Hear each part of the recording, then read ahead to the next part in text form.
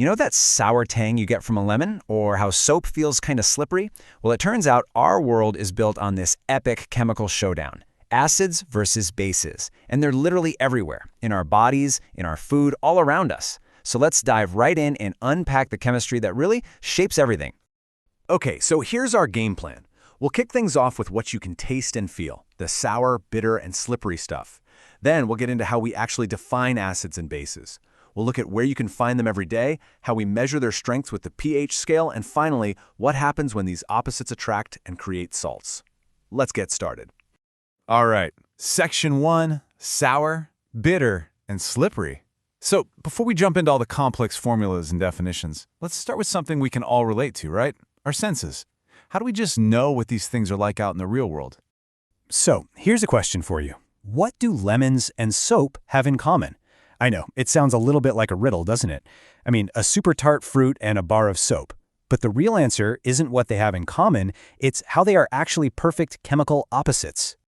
Okay, so let's break it down. These two have totally different vibes. Acids, like lemons, give you that classic sour taste. And yeah, in concentrated form, they can be corrosive. Then you've got bases, like soap. They're more on the bitter side and have that, classic slippery feel. And then there's the old-school chemistry trick with litmus paper. Acids turn blue litmus paper red, and bases do the exact opposite. They turn red litmus paper blue. It's like their signature move. Okay, Section 2, defining acids and bases. So we've got the taste and feel down. But how do scientists actually define these things on a chemical level? Well, that question kicked off a huge scientific quest that took centuries to figure out. So this story actually starts way back around 800 AD, with chemists like Jabir bin Hayyan. For a long time, even brilliant minds like Lavoisier were a bit off track. He thought oxygen was the key. Whoops. But then in 1815, Sir Humphrey Davy came along and totally cracked the case. He proved that hydrogen was the real MVP, the essential ingredient in acids. And that discovery, it basically set the stage for all the modern theories we use today. So, the first big modern idea came from a guy named Arrhenius back in 1887. His concept was pretty straightforward. He said, hey, let's just look at what happens when you dissolve stuff in water. If it spits out hydrogen ions, those are H+ ions, then it's an acid. And if it gives off hydroxide ions, OH-, well, that's a base. Simple as that. And here's a perfect example of what Arrhenius was talking about. You've got hydrochloric acid, HCl. The moment you put it in water, it basically splits apart. Chemists call this dissociating, and boom, it releases that all-important hydrogen ion, that H+. And that single little ion is what makes the entire solution acidic. Pretty cool, right? But, the Arrhenius theory had a catch. It only worked if water was involved. So, fast forward to 1923, and two chemists, Bronsted and Lowry, came up with a new angle. They said, forget just water. Let's think about this like a transaction. An acid is anything that donates a proton, which is just a hydrogen ion. And a base, that's anything that accepts it. It's basically a game of proton toss. And check this out. This is that game of proton toss in action. HCl, our acid, is the pitcher, and it donates its proton. Ammonia, NH3, is the catcher. It's the base, and it accepts that proton. It's this super simple chemical handoff. And the best part? This works anywhere, not just when things are dissolved in water.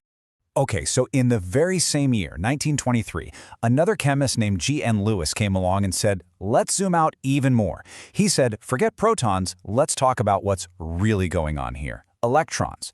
For Lewis, it's super simple. A base is anything that can donate a pair of electrons, and an acid is anything that can accept that pair. It just boils it all down to the electrons. So take a look here. In the Lewis model, ammonia is our base. See how it's offering up its electron pair? And boron trifluoride is our acid, ready to accept them. When they come together, they form a totally new bond, creating a single molecule called an adduct.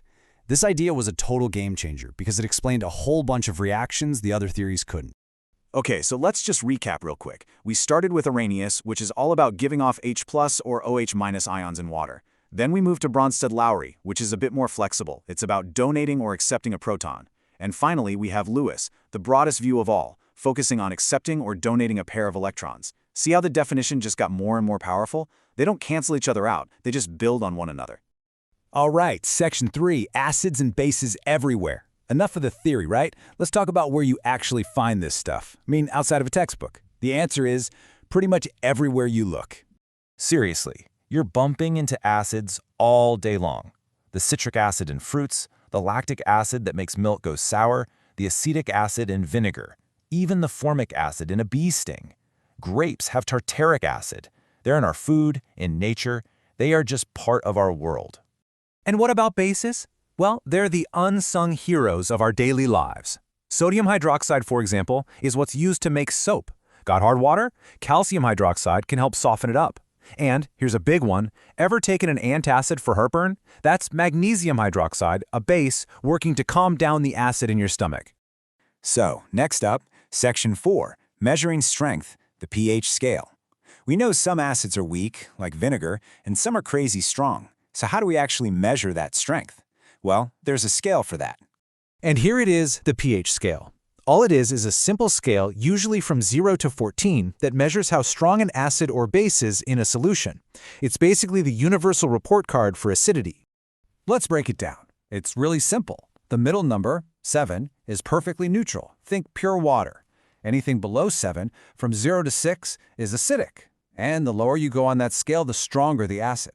Anything above 7, from 8 to 14, is basic. And yeah, the higher the number, the stronger the base.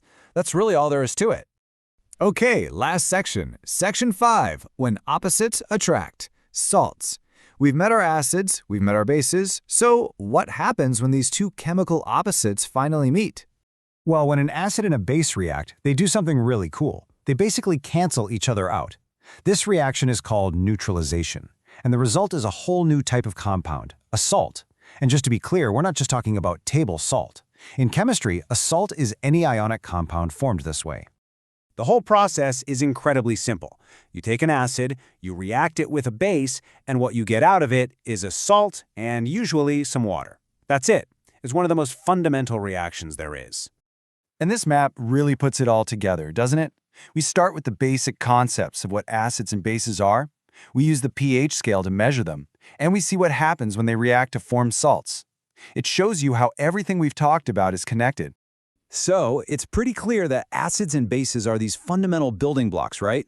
They're in this constant, delicate balance that literally creates the world around us. And that leaves us with a huge question. What happens when that balance gets broken?